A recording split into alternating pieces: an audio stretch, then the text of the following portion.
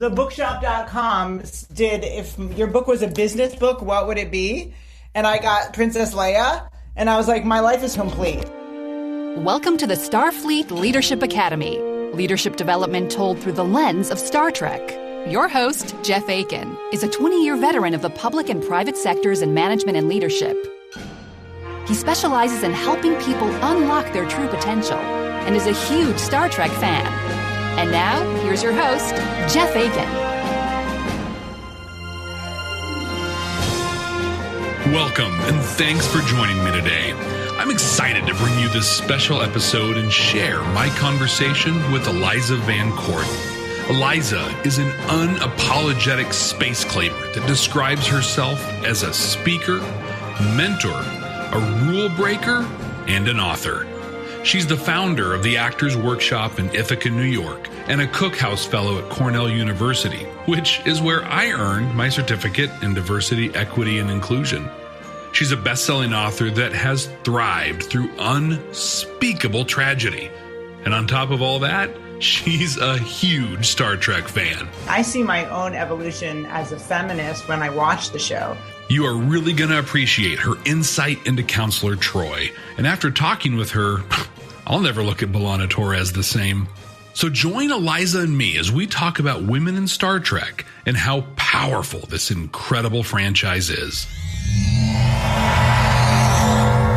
I love to hear people's Star Trek origin stories. There are so many ways to find this show. Eliza dives right in and shows off her Trek street cred.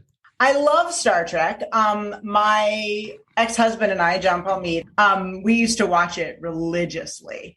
And I think I did not watch the first one, I will be honest, but I read William Shatner's book.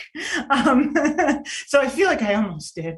But I watched all of Next Gen. I actually saw Jean-Luc, as we like to call him, not Patrick Stewart.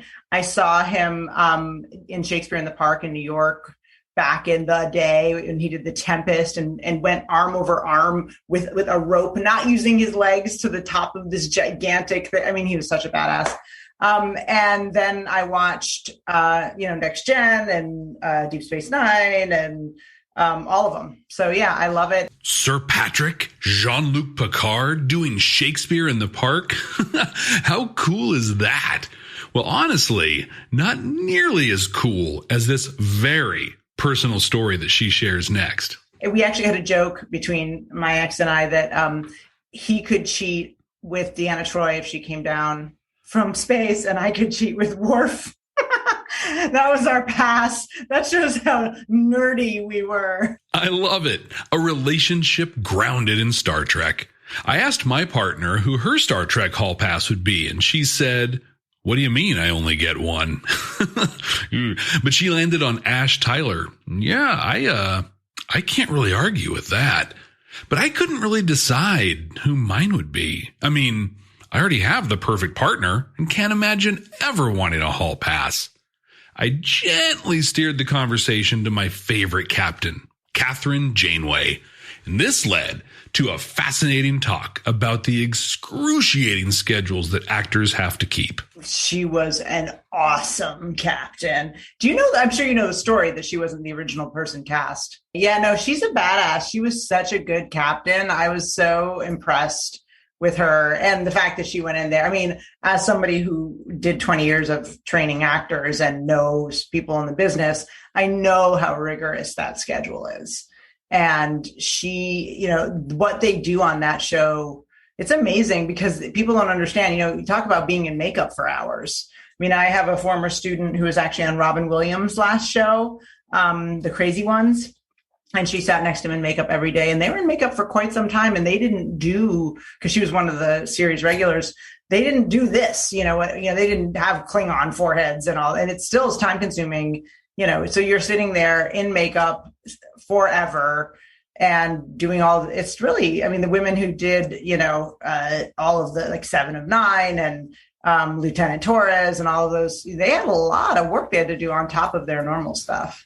The conversation quickly began to focus on the way women of color are often, dehumanized in TV and on movie roles. But yeah, there's a history of women of color being completely turned into non-women and, not treated the same way that white women are put up on pedestals and women of color are considered. I mean, historically, they were actually put in the role of animals, and non-humans. And so, it doesn't surprise me that Jeri Ryan was, her whole identity was her beauty and her sexuality, and Torres, they didn't see her as much as a sexual and feminine being, and, her last name's Torres, and, they were all, so it wasn't, and who do they have as the kind of more masculine women characters? Browner women. But wasn't Torres or the way they wrote for her different?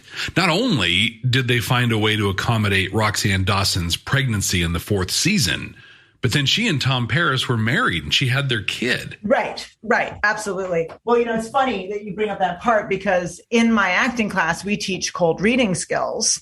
And the scene with her, and I'm so embarrassed. I can't remember the name of her character. But the scene with her and her husband and how she wanted to change the kid so it wouldn't look like a Klingon, that scene, I use that scene as a cold reading all the time. I could quote that scene, it's just fascinating. And she talks about how her father rejected her and all of these things. I remember that scene. It was such a beautifully written scene. And I was like, I'm going to use this to train my actors. It was so good. In a few minutes, we talk about how even though Torres was a wife and a mother, she was desexualized compared to other women on the ship. Before we get to that, though, Eliza shared some profound thoughts on the power and impact of Star Trek that honestly make me really proud to be a fan of this show. Well, yeah. And it was going back to the idea of, do you assimilate? I mean, that Star Trek deals with so many issues in deep and profound ways that they did way before other people were doing it. I mean, they had a genderless planet before we were even talking about gender fluidity. They were so smart the way that they did so many of these things. And that was one of the things I really loved about it. I mean, the fact that Patrick Stewart is such an advocate for Amnesty International and he did that whole thing on torture. They've always been ahead of their time. And the fact that they had Uhura have the first interracial kiss ever, it's incredible. Many of us have heard about the legendary meeting between Nichelle Nichols and Dr. Martin Luther King Jr., right? I mean, after the first season, she was thinking of leaving the show. They met, I think, at a party, and he said to her, "You can't leave. You are the first person who's not a prostitute or a maid. You're here. You're doing this for all of us." And, I guess when MLK Jr., when Dr. King comes and tells you not to quit, you're like, okay, I guess I'm going to stay on the show. But it was a pretty powerful, even though she was in some ways kind of a glamorized secretary in many ways. I mean, she wasn't the most powerful person on the bridge. She wasn't sweeping the floors and she wasn't a prostitute. And back then, that was the mammy role, quote unquote. That was what was available to women of color. And to see her doing that, I think was transformative you've heard astronauts who talk about her as inspiration. When we watch classic Star Trek with our more enlightened lenses, it's hard to see how impactful it was for women. But even harder to see are the endless battles that were fought behind the scenes for women to be portrayed as equals and to break gender stereotypes on TV. And the women who were the actors really worked to try to get more power. I mean, that whole thing. And it's interesting. I see my own evolution as a feminist when I watch the show, because I remember when they had Deanna Troi come in, not in her little miniskirt. And I will be honest, I was pissed. I was like, wait a minute. I love that miniskirt. She's a cool and sexy. And then, as I was watching, and then I heard the story of her being like, I'm being disrespected. Like no person I'm an officer. I'm not going to walk around in a damn miniskirt. And I started thinking about, wow, I am so in this culture of women gaining their power and gaining their capital from their looks that I'm respecting her for her awesome body. And I'm not realizing that I'm falling into the same crap, that all of the rest of us are. And, Star Trek had a way of putting a lens up and having you kind of look at it and say, oh, wow, I never thought of it that way. They were always ahead of their time. And that was one of the things I just loved about it. Do you think, Eliza, that the fact this was or is science fiction is why they were able to be so progressive? I mean, stuff like this wasn't happening on Cheers or LA Law. There's no way they would have gotten away with most of this stuff if they hadn't been like, but it's space. But it's an alien. And suddenly we're like, okay, as long as it's an alien, then, or as long as it's 200 years in the future, I guess a Black woman can be on the bridge. I guess two women can kiss as long as there's a man living inside the woman. But it did slowly. I have found that it is exposure that changes people's minds. And that's what Star Trek did so well, is just expose. When people talk to me about feminism, the right has done such a good job of basically turning that into a dirty word. And, for me, I'm absolutely embracing that I'm a feminist. And I think it's really important that women and men embrace that identity, because really it's just, I believe that everyone should have equal rights and opportunities, and if you don't believe that, then, F off as far as I'm concerned. Like, I don't really have a lot to, then we can't really even meet at a starting point at that point, but they've turned it into you're a crazy feminist bitch and all those things. And Star Trek got around that by, saying, but it's a cyborg. So that's why she doesn't smile all the time. And she used to be the Borg, part of the Borg collective. And that is why she doesn't smile. There's no way you could get away with a character like that who didn't try to people please all the time if she hadn't been a part of the Borg collective. There are quite a few dimensions of diversity that we as a society still don't talk about a lot. And one of those is neurodiversity. Put in a very, very oversimplified manner, neurodiversity acknowledges that people's brains work differently. The term neurodivergent is often used to describe people that are not neurotypical. These are generally people with ADHD or on the autism spectrum as examples. In my opinion, one of the strongest examples of the value of neurodiversity comes from someone that I think presents as neurodivergent, and that's 7 of 9. Absolutely. I never thought about that. That's really interesting because I have pretty hardcore ADHD, and I always related to her character, even though she couldn't be further from it. But there was something just, what I mean? She was just boom. But there was something very powerful about her, just that she just did not follow the normative expectations of communication at all. That quote, I was looking up the Star Trek women when we started, before I came on here and I came across this chart of the women and the famous quotes that they had said. And 7 of 9 said, remove your hand or I will remove your arm.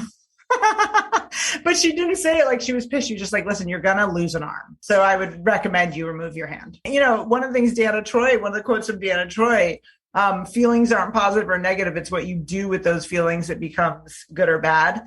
That's kind of my theme. I feel like we have a lot of focus on our society on feelings and that we sort of have to follow them. And I always think that's just absolutely absurd. I mean, if I followed all my feelings, I would probably have sex and murder people all day long. You know what I mean? I don't follow my feelings all the time because my feelings aren't always, thank God I have a brain to tell me murder is wrong, and so I shouldn't do that.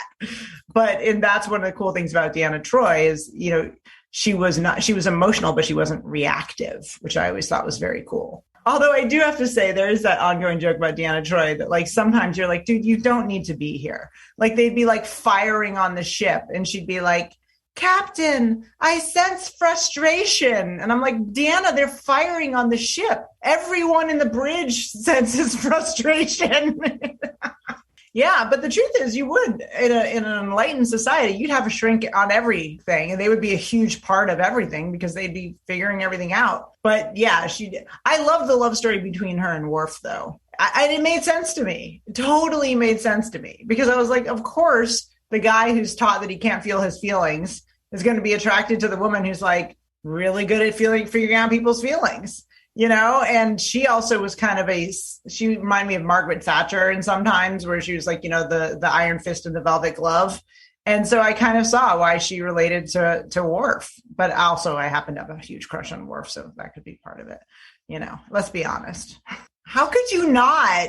I'm not even going to get too raunchy here, but I'm just going to say, how could you not, and leave it at that? The Next Generation really did, in its late 80s, early 90s way, start to normalize mental health. And thank you, Eliza, start to normalize interspecies relationships as well. At this point, though, I felt like I might have found a kindred spirit that would also feel like Janeway really is the best Starfleet has to offer in the way of captains. So I asked her, Eliza, who is your favorite captain? I did love Jean-Luc. I will say Jean-Luc was my favorite captain. I loved Jean-Luc. But I think, I look back on some of the pushback that some of these characters got, like Janeway, everybody hated her voice. And I'm thinking, how many dudes in movies had the weirdest voices ever? And we don't give a crap about it, but she has a voice, and it's just like, you just can't stand the fact that she's saying words with opinions. So interesting. And I love the way they treat female characters in sci-fi. And they've always been on the forefront. I mean, even when you go to Alien 2 and that Latinx woman who blows herself up at the end, you just didn't see characters like that unless they were in space. You just did not see badass women in the military with muscles who you wanted to root for them. But people were like, it's okay, it's space. Science fiction allows stories to be told that we wouldn't be able to otherwise. But so what? Why does it matter that we can use sci-fi and art to examine the world differently? I really do believe that art is a vehicle and stories are a vehicle for change. When I give my talks and my workshops, I always make sure to tell stories, because so much of how we learn is through saying, okay, I relate to that experience. And so much of the time where our disconnect happens is where we're like, I don't get that because it never happened to me. And the beauty of the stories is there's really only, 6 stories that are ever told or something like that. And it's just kind of how you tell them. What Star Trek did so beautifully was really tell stories in such a way that we could say, I see myself in that person. I relate to that person. I related to Counselor Troy heavily because I have always been someone who has been very attuned to other people's feelings. And I think for her, sometimes it was hard to be feeling all of these things that other people were feeling. And, there's this whole movement, like I'm on TikTok now. They have this whole movement of people hashtagging empath, which is really interesting. And a lot of people are talking about how they feel other people's emotional experiences in a very intense way. And I do think different people do feel, they've done research that trees talk to each other. If trees can talk to each other, human beings can feel each other's feelings. And seeing Deanna Troi and the struggle that she went through, just trying to feel the damn feelings, because she felt so much, was really interesting to watch. I actually wish they'd pushed into that more of like, what is it like to walk in a room and be bombarded? Because so much of the time human beings spend their time hiding feelings from each other. And Deanna didn't have that option.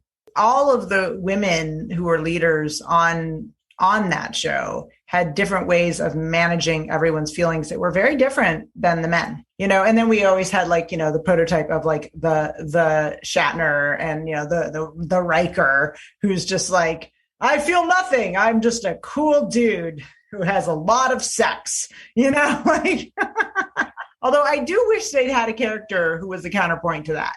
I would have loved to have seen a really sexual character. I feel like we had men that were, going out there and they're like, I went on this planet and I got that lady, and this planet got that. I would have loved to have been like, dude, like the D on that planet is excellent. I would have loved to have seen like an anti-slut shaming character who was just the counterpoint to Riker. Would have been so much fun. Well, that's the other thing. there's that whole balance, right? Of like, if you're going to be a leader and a woman, you must be non-sexual, which is just ridiculous and just silly. I'm like looking at this chart of all the women who were, in Star Trek. I don't think there was a single sexual, like a woman who was like in her sexuality.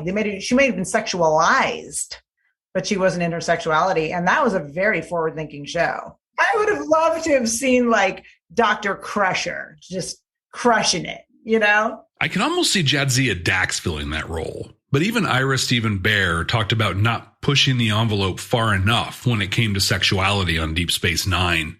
But Eliza is so right here. Of all the women in Star Trek so far, Dax is almost kind of the only one that was comfortable in her sexuality. What are some other franchises that have used sci-fi to dive into sexual expression or even just life in general with that? For me, every time I see certain kinds of arts, I mean, The Matrix, not to get too off subject of Star Trek, but the way I use The Matrix as my analogy for everything. I always think it's hard to kind of see the world in a very real way. But to me, that's the Nebuchadnezzar. Like the Nebuchadnezzar is dirty and the food sucks, and the Matrix is slick and clean, but like the Nebuchadnezzar is real. And I'd rather be in the real and really see things as they are than put my head in the sand and just live plugged in. So for me, when I give my talks, I'm always like, who's seen The Matrix? And it's crazy. I go to MIT every year and work with the Office of Minority Education. Every year, less and less kids have seen The Matrix. I'm like, how can you not have seen The Matrix? It's amazing. I remember showing it to a group of kids, and there was one kid who it was pretty clear to me that he was probably queer. He's and it was kind of in a conservative area, and they were all watching it, and all the other boys were just kind of like, I don't know. And this kid was in it.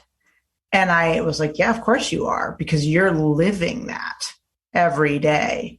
And that's what these things do. Like, these are our stories.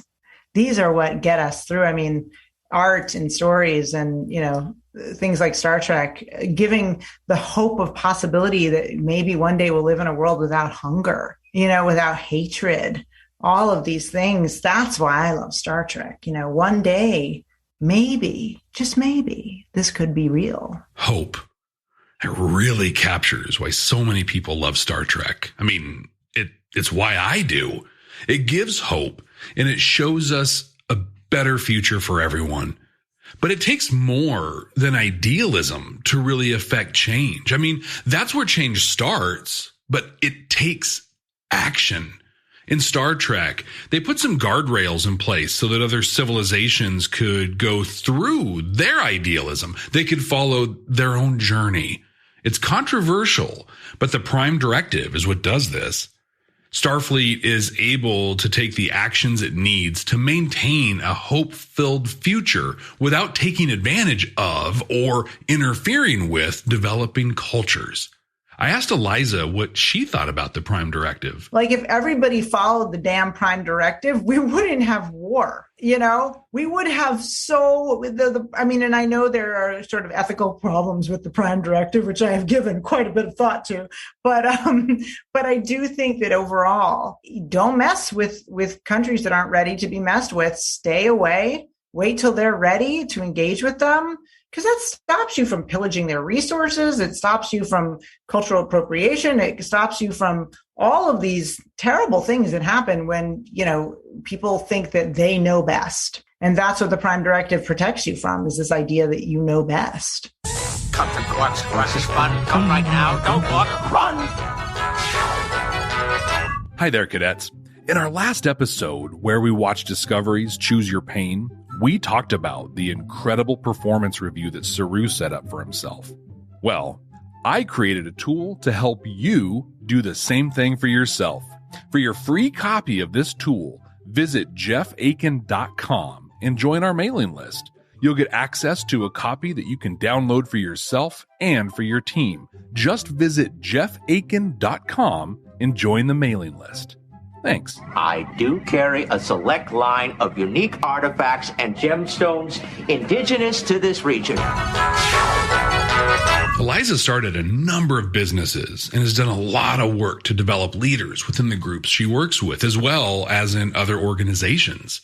So considering she's talking with me, of course, we start talking about leadership lessons we can find in Star Trek. I really like and appreciate the points that she brings up here. And even the leadership styles, the way that they do it, they always had a number one. Nobody was ever like, I'm just the dude and I know everything and I'm just going to make all my decisions without any input from anyone else. I mean, I'm sorry, but I'm going to go hard here until like Trump. Great example of who would be a shitty Star Trek captain, because he would be like, number one, and the number would be like, that's a bad idea. And he'd be like, fuck off. These people were able to understand that there were people that knew more than them. Good leaders, like good leaders, know what they don't know. I mean, one of the things I've been most proud of when I've built my businesses has been that I'm acutely aware of what I don't know. And that has allowed me to be a better leader. And if I thought I knew everything, I'd be so screwed because I tend to be very impulsive. I like to I'm like, oh, here's an idea. Let's do it. Woo, let's go. And my two other people who are my instructors at my school, Katie Spallone and David Kosak, they're always like, okay, let's make sure nothing is going to be on fire after. Let's slow down just a little. And it made such a big difference because, I have a lot of big ideas and I'm going, but sometimes, you need to step back and think them through. And so having people around you that fill in your gaps and you fill in their gaps it's really how you can build any good organization. And Star Trek showed that. I mean, literally everyone on Star Trek had a role. It was a masterclass in so many things. And I wish that there were more shows out there that really had a overarching vision and desire to make systemic change, because I think that art has a responsibility to understand the import of the stories that it's telling, because that's how we learn our life. We learn through our stories. And, when I wrote my book, that's why I didn't just say, okay, do this, and this. I would say, this happened to me, and here's the big idea behind it. And now here are some tips you can use to do X, Y, and Z. Because I feel like if you just talk about what to do and you don't let people have an emotional connection to it, they're never going to buy in. I have really enjoyed this conversation. Eliza VanCort is an incredible human being, and I feel like a better person just for having spent time with her. Well, you can find me on my website, which is elizavancourt.com. There's no U in court, VANCORT. And you can, and I want to say in the beginning, you shouted out to my website. I had the most amazing people working on my website. I just have to say, and if anyone's interested in knowing more information, let me know because I will refer you to them. And I'm also doing a lot of TikToking now. My youngest son said, you should TikTok. And my daughter said, don't embarrass me. Good Lord in heaven, please don't TikTok. Okay, I'm just going to listen to my youngest son. And he's like, Mom, you don't understand. TikTok will be awesome. And I've been doing it and it's been going really well. And I've been taking little bits of my book and just putting them on TikTok and little digestible bits. Definitely check me out on TikTok. Social media, I should have a business page on Facebook. I don't. I'm going to get around to it. But at this point, if you want to connect, you can connect with me on my personal page or Instagram, which I'm not that active on, or LinkedIn. But I love connecting with people who've heard my stuff. You do this because you love it and you really believe in your message. So, if you get my book and you have questions, every single person who asks me a question, I love answering it. And I would be more than happy. You can also learn more about my work. And I go into organizations and I give talks on communication, women's empowerment, DEI, addressing whiteness directly. And I will say a lot of my work was inspired by some of the wonderful things that we've talked about in this podcast. So, but because I really do believe we can live in a better world. That is my unshakable belief, is that there is hope for the future. We just each have to commit to it. And that's what Star Trek's all about. And that's what my work's all about. Command codes verified. What a cool conversation. I want to give a shout out to LC, a friend of mine that connected us. LC hosts the Boundless Heart podcast, a podcast that empowers women into shameless self-respect, independence, and equal partnership. Thanks for connecting us, LC. I want to talk about 3 things Eliza discussed here: hope, art as a way of affecting change, and the dynamics of women in leadership roles. The Starfleet Leadership Academy is supported by listeners just like you. Click the link in the show notes to support the ongoing production of this podcast. The recent Starfleet Leadership Academy podcast episode on Voyager Basics talked about the importance of hope and how leaders must always spread it. Without hope, there really isn't much reason to continue on, right? I really appreciate how Eliza described the way Star Trek gives us hope. It paints a picture of a better future for us, but honestly, in a really, really realistic way. One of the things that I've come to deeply appreciate about Star Trek is that in order to get to the utopia that we see on TV, we have to go through World War III. We have to go through the Bell riots. living in the world that we all live in today, these feel, I don't know, this feels maybe a little too possible. But what's important is that we still have hope. As leaders, this is what we do. It doesn't have to come from Star Trek. I mean, it's super cool if it does, but hope can come from a lot of places. Most importantly, though, we have to share that hope. Paint a picture where we'll have a better future. Eliza walked us through the ideals of Starfleet and the Federation, like the Prime Directive, and how if we just followed these simple ideals, well, maybe a little more complex ideals, but if we followed them, we can move closer to that ideal future that Trek provides. And when I think of painting pictures, I think of this, what we just talked about, developing, casting, and communicating a vision that we all want to move towards. My partner, on the other hand, would literally paint a picture. And that's honestly because she is wildly, wildly more talented than I am. But the cool thing is that both are fine. And both are needed. Created art, like a painting or a book or a TV show or even a podcast, can be so effective in encouraging change. I mean, that's literally what I do with the Starfleet Leadership Academy. I create this thing that I like to think of as art to entertain you, but also to help you become a better leader. And why would I care if you're a better leader or not? Well, because I want change. I want the future, the hope that Star Trek shows us. So I use my art to help move that dream forward. I really appreciate how Eliza just said this. She outright said that art has an obligation to affect change. You can use this, just as I do, to help encourage change with your teams and sphere of influence. Quote books or movies or podcasts to make your point. Use a picture or a video to really illustrate something you're communicating. You don't need to be an artist to artfully use art to make a difference. In addition to just being a super cool person, I was excited to talk with Eliza and share our conversation with you because she is shining a light on a truth that needs all of the light in the world on it. Women have been marginalized, patronized, ignored, and cheated for far too long. With her experience in theater, TV, and working with actors, Eliza has such a unique insight into how so many of our stereotypes and prejudices are just part of TV. I learned so much as she was talking about Roxanne Dawson as B'Elanna Torres and Marina Sirtis as Deanna Troi. I mean, honestly, as a heterosexual white dude, I never really took the time to notice this on television. But since she's shared it with me and brought it forward, I see it everywhere. As leaders and as people of influence, we are obligated to help women create space for themselves and thrive in that space. For me, this means not only being a strong ally, but also having the humility to ask questions.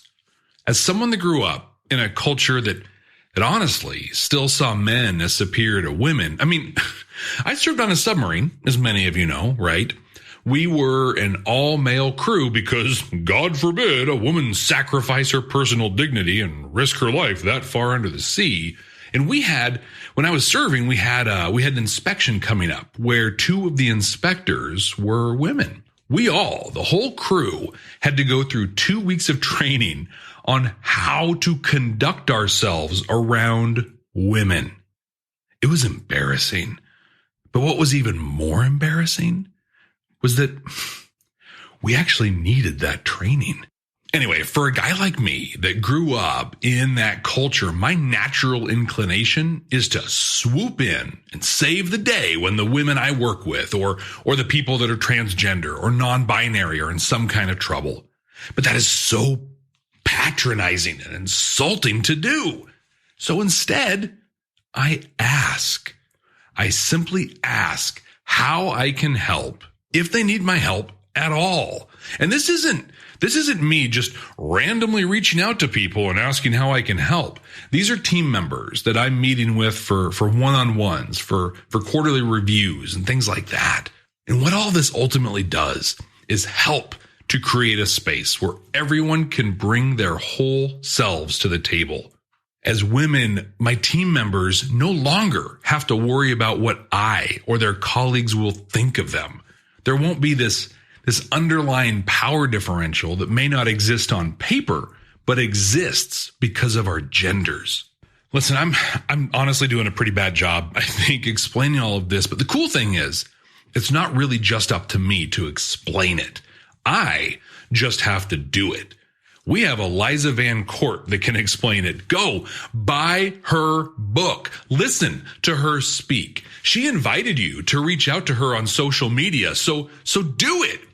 I have yet to meet anyone that is so driven, so motivated, and so effective in helping women be their whole, complete, and authentic selves. All of these links will be in the show notes, but go out and follow Eliza. She's on Twitter and Instagram as Eliza VanCort. No U, that's C-O-R-T. And you can also find her on TikTok, where she is totally rocking it. Head to her website, elizavancourt.com, and you can get everything else from there. And I cannot encourage this enough. Go buy her book, A Woman's Guide to Claiming Space. Every bit of her personality comes through in the book, and there is life-changing wisdom in it. And hey, you can follow me too. I'm on Twitter at SFLA Podcast, and you can follow me on all the social media at Jeff T. Aiken. That's Jeff T as in TED Talk, A-K-I-N. And you should totally join us in the Starfleet Leadership Academy podcast group on Facebook, and we can totally talk about Eliza VanCort. I look forward to seeing you there. And until then, ex astra scientia.